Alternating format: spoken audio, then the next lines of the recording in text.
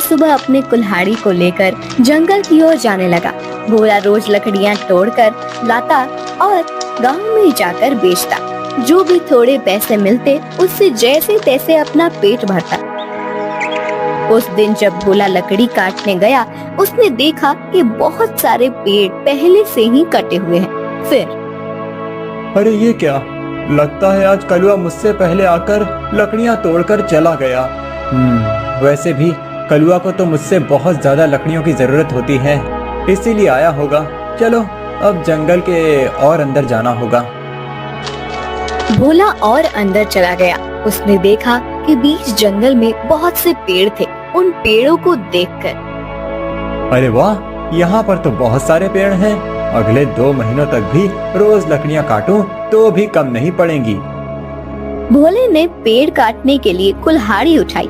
तभी उसने देखा कि ऊपर एक बंदरिया अपने नवजात बच्चे के साथ उस पेड़ पर बैठकर फल खा रही थी। वो बंदरिया इतने प्यार से अपने बच्चे को पकड़कर बैठी थी कि उनका प्यार देखकर भोला रुक गया। ये क्या करने जा रहा था मैं? अगर मैंने ये पेड़ काट दिया, माँ बंदरिया और उसके बच्चे का घर टूट जाएगा।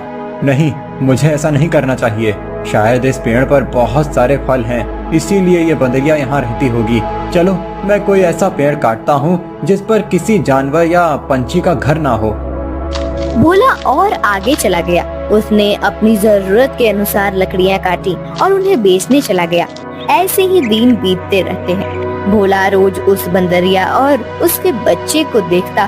कभी कभी भोला बंदरिया को खिलाने के लिए घर से रोटी भी ले आता।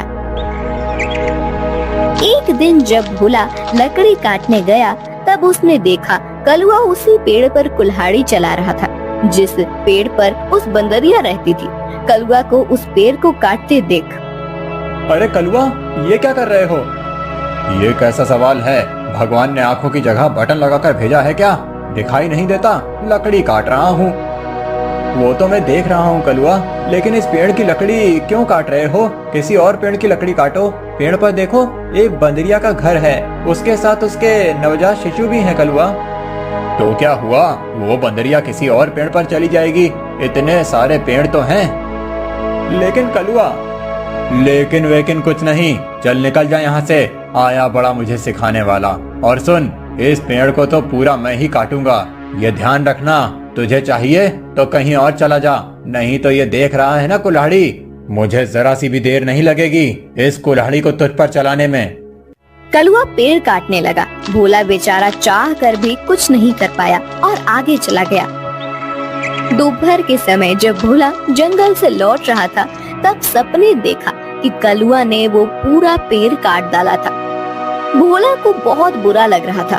तभी उसकी नजर पेड़ के एक बड़े लकड़ी के नीचे गई। वो बंदरिया उस लकड़ी के नीचे मरी पड़ी हुई थी। उसे देख भोला के आंखों में आंसू बहने लगे। भोला को लग रहा था कि शायद उसके बच्चे की भी मौत हो गई है। भोला उस बंदरिया के पास गया। तभी उसने देखा कि बंदरिया ने मरते हुए भी अपने बच्चे को अपने गोद में सुरक्षित रखा था। हे भगवान, तेरी महिमा अपरंपार है। इस बंदरिया ने मरते हुए भी अपने बच्चे को गोद में सुरक्षित रखा है। सच में माँ आखिर माँ ही होती है। लेकिन अब इस बच्चे का क्या होगा? कलुआ भी कितना दुष्ट है। मैंने बताया था उसे इस पेड़ पर इस बंदरिया का घर है, लेकिन उसने मेरी बात नहीं सुनी। फिर भोला ने गड्ढा खोदकर बंदरिया के शव को उस गड्ढे में डाल दिया। फिर उसके बच्चे को अपने गोद में उठाकर अपने साथ उसे घर ले आया। उस दिन एक बाद से भोला अपने छोटे भाई की तरह उस बंदर को साथ रखने लगा। एक दिन भोला लकड़ी काटने गया था। तब क्यों भोला, सुना है तूने किसी बंदर को पाल रखा है? अरे खुद का पेट तो तुझसे भरता नहीं, अब उस बंदर को क्या खिलाएगा?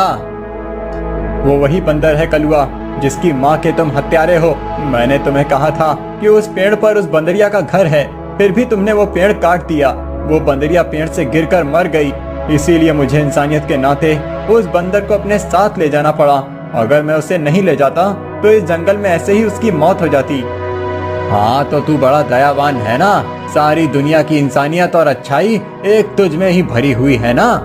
कलुआ, मेरी तुमसे विनती है कि आगे से तुम कोई भी पेड़ काटते समय थोड़ा ध्यान दो कि किसी जानवर पंछी का घर न टूटे। ए भोला, मैंने पहले भी एक बार तुझसे कहा था कि तू मुझे मत सिखा। जब तूने कुल्हाड़ी हाथ में लेना सीखा था ना, उसके कई साल पहले से मैं लकड़ी काट रहा हूँ। तू कौन होता है मुझे सिखाने वाला? रुक, तुझे अभी मजा चखाता हूँ। ऐसा कहकर कलुआ ने भोला को पीटना शुरू कर दिया।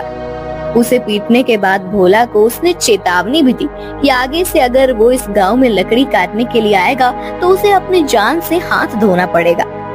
बेचारा भोला घर आ गया और बंदर से बात करने लगा। चलो दोस्त, अब इस गांव से हमारा दाना पानी उठ गया है। उस कलुआ ने मुझे पीटकर साफ साफ चेतावनी दे दी है। अब अगर जान बचानी है तो इस गांव को छोड़कर जाना ही बेहतर होगा। चलो, हम कहीं और जाकर हमारी अपनी दुनिया बसाएंगे। भोला बंदर को अपने कंधे पर बिठाकर गांव से कहीं दूर जाने के लिए निकल गया। दिन बीत रहे थे और भोला दर बदर भटकते हुए काम की तलाश कर रहा था। ना तो उसे काम मिल रहा था और ना उसके रहने का कोई ठिकाना था। जैसे तैसे अपने लिए और बंदर के लिए वो एक वक्त का खाना जुटा पा रहा था। एक दिन ऐसे ही वो थककर एक पेड़ के नीचे बैठा हुआ था। बंदर उसकी गोद में सोया हुआ था। तभी वहाँ एक योगी बाबा आए। प्रणाम योगी बाबा। कल्याण हो पुत्र। एक बात बताओ, तुम इस बंदर को ऐसे गोद में लेकर क्यों बैठे हो? बाबा, इसने अपनी माँ को खो दिया है। इसका इस दुनिया में कोई नहीं है, इसीलिए मैं इसे अपने साथ अपने घर ले आया था। लेकिन हमारे गांव के एक गुंडे की वजह से मुझे गांव छोड़ना पड़ा। अब मैं काम और सर पर छत ढूंढते हुए दर दर भटक रहा हूँ। पुत्र, तुम्हारा हृदय सच में कोमल है। तुमसे किसी का भी दुख नहीं देखा जाता। तुमने इस अनाथ बंदर की जिम्मेदारी लेकर इसे एक परिवार दिया है। तुम अगर चाहो तो मेरे साथ मेरे आश्रम में रह सकते हो। मेरे आश्रम में मेरे कुछ शिष्य रहते हैं और कई बार कितने साधु भी आते हैं। उनके भोजन और रहने की व्यवस्था की जिम्मेदारी अगर तुम उठाओ तो मुझे बहुत आनंद होगा। ये तो मेरी खुशनसीबी है बाबा। मुझे आपके साथ रहने में सचमुच खुशी होगी। लेकिन बाबा, मेरा ये बंदर भी मेरे साथ आएगा। मैं इसे कहीं नहीं छोड़ सकता। हाँ पुत्र, तुम इसके साथ आ सकते हो। भोला बाबा के साथ उनके आश्रम चला गया। भोला अब योगी बाबा के आश्रम में सफाई, भोजन व्यवस्था, हवन की सामग्री ले आना, बाबा जी के शिष्यों की सहायता करना, ऐसे सारे काम करने लगा। भोला का बंदर हमेशा उसके साथ रहता था। योगी बाबा भोला का काम और उसकी काम के प्रति निष्ठा देखकर खुश थे। बाबा हमेशा अपने बाकी शिष्य और साधुओं से भोला की तारीफ करते थे। बाबा जी का एक शिष्य था मानिक, जो भोला की तारीफ से बहुत चलता था। उसे लगता था कि भोला तो एक साधारण लड़का है, फिर भी बाबा जी उसकी बड़ी तारीफ करते हैं। जबकि मैं इतनी पढ़ाई करता हूँ, वेद पाठ करता हूँ, फिर भी बाबा जी को मेरी कोई अहमियत नहीं है। एक दिन माणिक भैया, ये लीजिए, आपके लिए ये ताजे फल लेकर आया हूँ। भोला, आजकल तुम ज्यादा आलसी हो चुके हो। तुम्हें ज्यादा खाना ना पकाना पड़े, इसीलिए तुम ये फल लेकर आते हो। ऐसी बात नहीं है भैया, वो बाबूजी ने आज सबको फलहार करने को कहा है, इसीलिए मैं फल लेकर आया था। भोला बात कर ही रहा था कि तभी उसका दोस्त बंदर आया और उसने मानिक के फल खा लिए। अरे अरे, ये क्या? अरे संभालो तुम्हारे इस बंदर को। पूरे आश्रम को सर पर उठाकर रखा है। ये बंदर मेरे फल खा गया। भोला, अभी के अभी इस बंदर को भगाओ इस आश्रम से, नहीं तो मैं योगी बाबा से इसकी शिकायत करूंगा। मानिक भैया, मैं आपसे माफी मांगता हूँ और आपके लिए और फल लेकर आता हूँ, लेकिन मेरे इस भाई को मैं अपने से अलग नहीं कर सकता। मानिक को भोला पर बहुत गुस्सा आया। उसने योगी बाबा से भोला की शिकायत की, लेकिन बाबा जी ने भोला का पक्ष लेकर मानिक को ही सुना दिया और ध्यान मग्न हो गए। आज तो हद हो गई। इसकी वजह से गुरुजी ने मुझे डांटा। इसका कुछ करना ही पड़ेगा, लेकिन इस तरह कि मेरा नाम कहीं न जाए और इसकी छुट्टी हो जाए। कुछ दिन के बाद योगी बाबा को उस गांव के राजा ने अपने राजमहल में आने का आमंत्रण दिया। योगी बाबा अपने शिष्यों के साथ भोला को लेकर राजमहल चले गए। राजा ने उनकी बड़ी आओ भगत की। 2 दिन राजमहल में रहने के बाद सब आश्रम लौट गए। फिर 2 दिन के बाद राजा अपने कुछ दास और प्रधान के साथ आश्रम आए। क्षमा करें बाबूजी, यहाँ आकर आपको कष्ट दे रहा हूँ, लेकिन बात ही ऐसी है कि मुझे स्वयं आपकी भेंट लेने आना पड़ा। कोई बात नहीं, आपके आने का कारण बताइए। समझ नहीं आ रहा कैसे कहूँ बाबूजी, 2 दिनों से हमारी महारानी का नवलखा हार कहीं गुम हो गया है। समझ नहीं आ रहा कि कहाँ गायब हो गया। साफ साफ बताइए कि आप क्या कहना चाहते हैं। क्या हमारे जाने के बाद से वो हार गुम हुआ है? सच कहूँ तो हाँ। मतलब हम में से किसी ने वो हार चुराया है, ऐसा कहना है आपका? नहीं बाबूजी, मैं आप पर शक करने का पाप नहीं कर सकता, लेकिन महारानी की वजह से मुझे यहाँ पर आना पड़ा। महाराज, आपके यहाँ आने की वजह से मुझे कोई आपत्ति नहीं हुई, लेकिन मैं अपने सारे शिष्यों को अच्छे से जानता हूँ।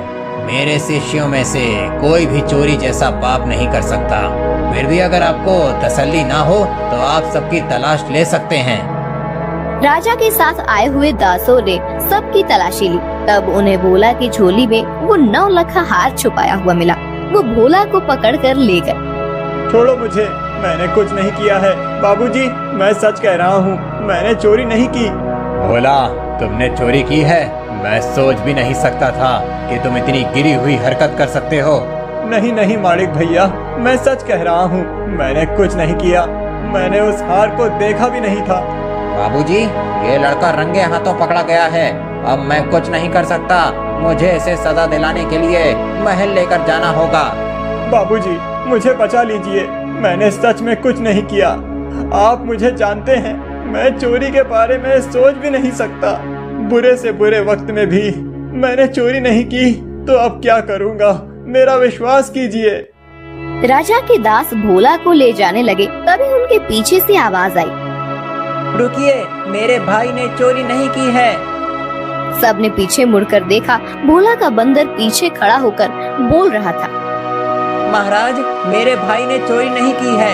ये हार किसी ने जानबूझकर उसके झोले में डाला है। ये क्या, एक बोलने वाला बंदर? हाँ, मैं एक बोलने वाला बंदर हूँ। मेरे बचपन से लेकर भाई मुझसे बात करते आए हैं। ये रोज मुझसे ढेर सारी बातें करते हैं। उन्हें बोलते हुए देख और उनकी बातें सुनकर ही मैंने बोलना सीखा है।